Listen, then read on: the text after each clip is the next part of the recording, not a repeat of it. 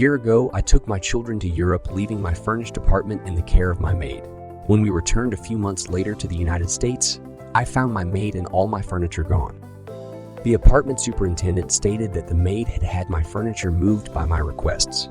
There was nothing I could do at the moment, so I took my children and moved into a hotel. I, of course, reported the incident to the police and also brought in private detectives on the case.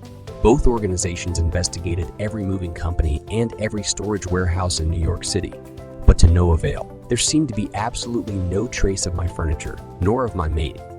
Having exhausted all outside sources, I remembered your teaching and decided I would try using my imagination in this matter.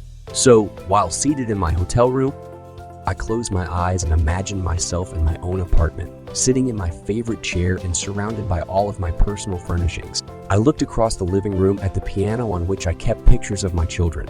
I would continue to stare at my piano until the entire room became vividly real to me.